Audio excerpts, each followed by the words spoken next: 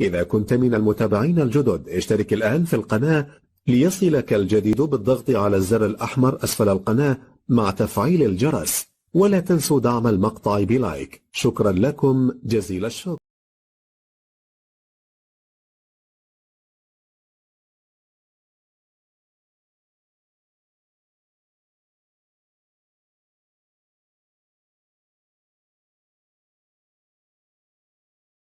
Bonjour tout le monde.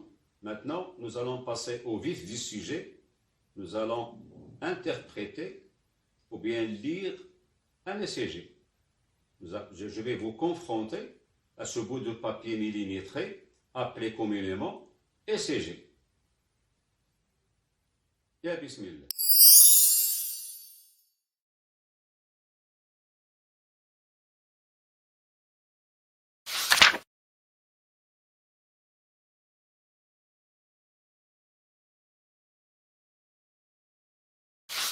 Bonjour, nous allons parler de la technique de lecture d'un ECG et les principales mesures que tout infirmier anesthésiste doit être capable de le faire.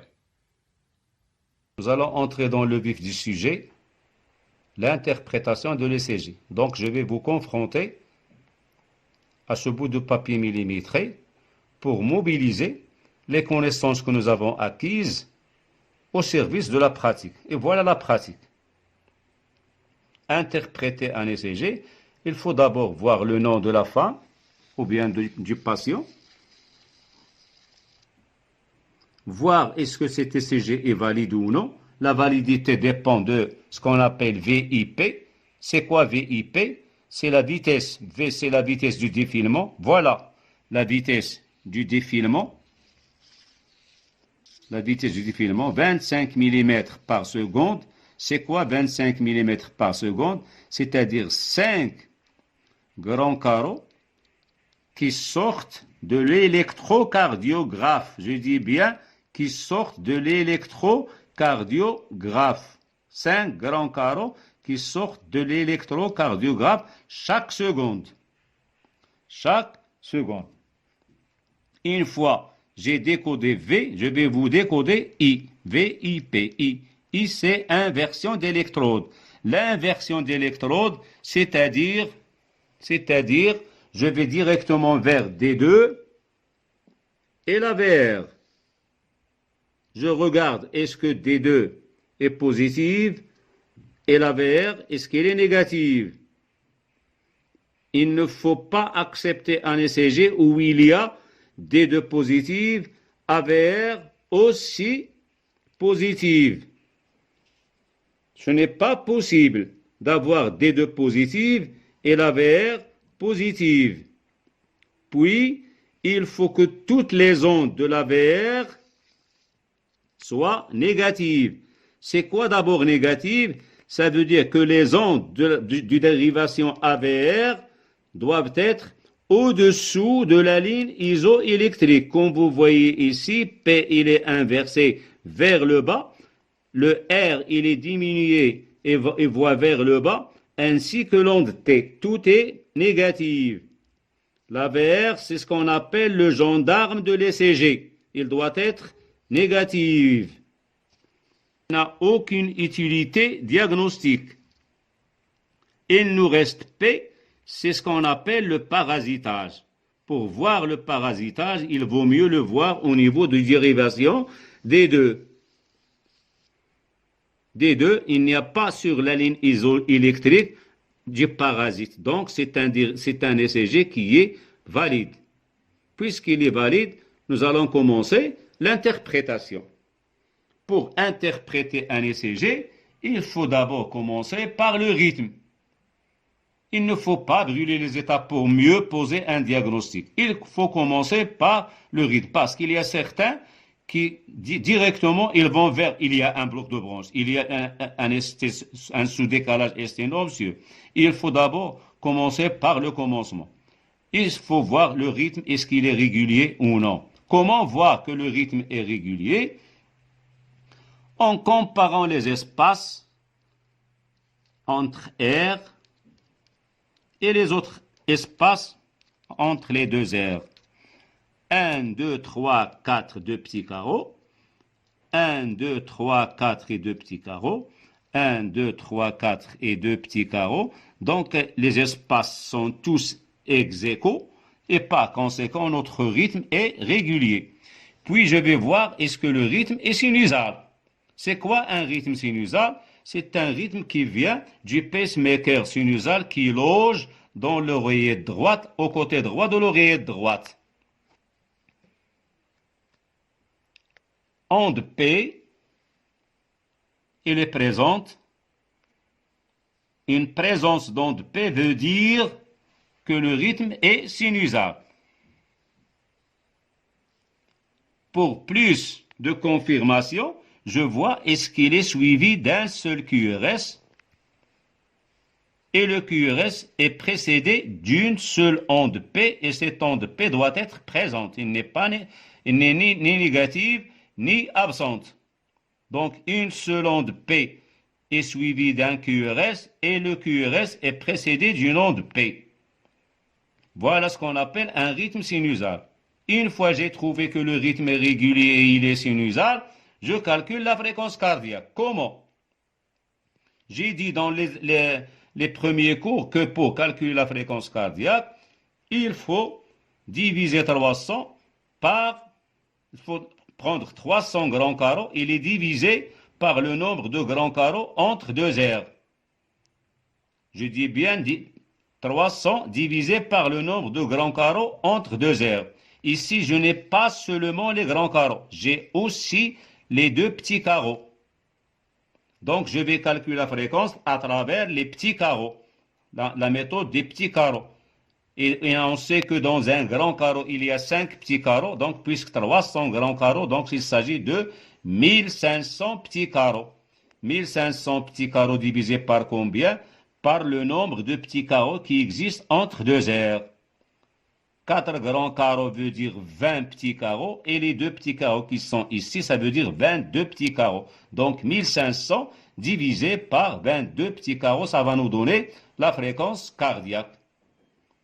Et une fréquence cardiaque doit toujours être située entre 6 grands carreaux et 3 grands carreaux. Puis je passe à l'axe. L'axe électrique, comme j'ai dit l'autre fois, il faut le voir au niveau du D1 et la VF. Nous avons D1 qui est positive. Voilà, elle est positive. L'onde, elle est à prédominance en haut de la ligne isoélectrique, ainsi que la VF. Si je calcule la somme de ce qui est en haut et de ce qui est en bas, ça va nous donner une somme positive. Par conséquent, les deux dérivations sont positives, donc nous sommes devant un axe qui est normal. Puis je passe à l'onde P. L'analyse de l'onde P. Pour analyser l'onde P, il vaut mieux l'avoir en D2. Voilà D2 et voilà l'onde P. Qu'est-ce que je regarde dans l'onde P? Je regarde l'amplitude et la durée. L'amplitude et la durée. L'amplitude et la durée. L'amplitude diagnostique facilite le diagnostic de l'hypertrophie atriale droite. La durée, elle nous renseigne sur l'hypertrophie atriale gauche.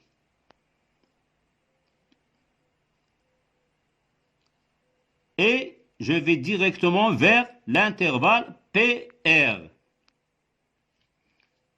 PR commence au début de l'onde P et se termine au début de l'onde R. L'intervalle PR commence au début de l'onde P et se termine au début de l'onde R.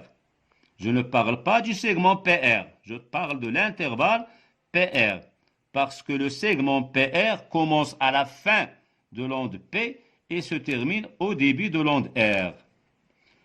L'intervalle PR a une valeur comprise entre 3 petits carreaux et 5 petits carreaux. 3 petits carreaux et 5 petits carreaux. S'il est inférieur à 3 petits carreaux, c'est le Wolff-Parkinson-White syndrome qu'on va voir. Il forme ce qu'on appelle l'onde delta. Ne craignez rien, on va le voir. Et s'il dépasse 5 petits carreaux, c'est une forme de BAV. Soit un BAV du premier degré, soit un BAV du deuxième degré, et surtout, le Mobitz 1 qu'on va voir. C'est très facile, ce n'est pas la mer à boire. Puis, je regarde le complexe QRS. Est-ce que je suis devant un QRS qui est fin ou large? Moins de 3 petits carreaux, c'est un QRS qui est fin. Quelle est l'utilité de savoir est-ce qu'il est inférieur à 3 petits carreaux ou non? S'il est inférieur à 3 petits carreaux, ça veut dire que je suis devant des deux ventricules qui se dépolarisent en même temps. Il n'y a pas un espace ou un délai entre la dépolarisation du ventricule droit et celle du ventricule gauche. Il n'y a pas un problème de conduction. Donc, le complexe QRS nous renseigne sur la dépolarisation ventriculaire, une dépolarisation qui se fait en même temps. Puis, je passe vers le segment ST. Voilà le segment ST. Il commence à l'intersection entre la fin de l'onde S et le début de l'onde T. L'intersection entre S et le début de l'onde T, il y a un point que l'on appelle l'onde J ou bien le point J. Le segment ST doit être isoélectrique. Il n'y a pas de charge électrique, c'est le temps de repolarisation. Il doit être isoélectrique. Il n'a de valeur pathologique que s'il est sus-décalé ou sous-décalé. Puis je passe aux dérivations précordiales qui commencent au niveau du V1, V2, V1, V2 nous renseignent sur le ventricule droit. V3 et V4 nous donnent les pathologies qui se trouvent au niveau du septum interventriculaire. V5 et V6 nous renseignent sur le côté latéral gauche bas situé. Qu'est-ce que je regarde au niveau du V1? Je regarde, est-ce que cette onde R, est-ce qu'il progresse le long des dérivations précordiales? Je vois bien qu'il progresse jusqu'à devenir très très ample. Voilà R qui est devenu comme ça. Alors il a commencé toute petite et maintenant il est très très ample. Et je vois encore l'onde S, voilà, est-ce qu'il devient de plus en plus petite le long des dérivations précordiales jusqu'à même disparaître. Il n'y a plus onde S ici. Alors la voilà ici. La voilà qui est devenue toute petite et au niveau du V6, il a disparu. Donc il y a une progression anarchique, une progression bien organisée de l'onde R et une disparition progressive de l'onde S. Parce que s'il y a un problème, je vais le regarder ici, V1 et V5. SV1 plus RV5, s'il dépasse 35 mm, ça veut dire que vous êtes devant une HVG. Et un anesthésiste sait que l'une des complications majeures de l'HTA, c'est l'HVG.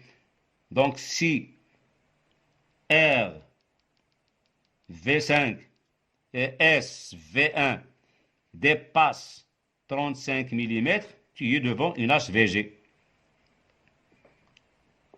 C'est ce qu'on appelle l'indice de Sokolov. Et merci de votre attention.